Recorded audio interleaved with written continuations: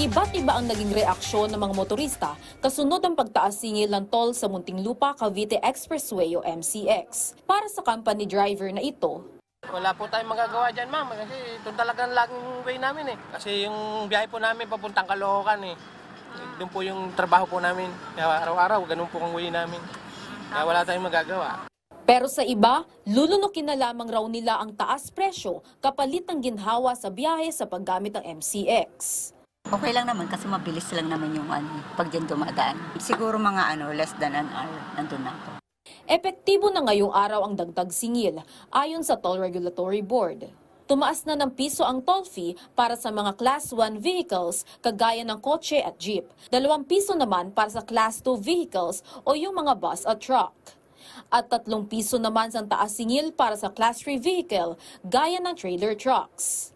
Ang naturang toll fee adjustment ay ang ikalawang tranche sa toll fee adjustment. Ito ang nalalabing kalahati mula sa first tranche na ipinatupad noong Nobyembre ng nakaraang taon.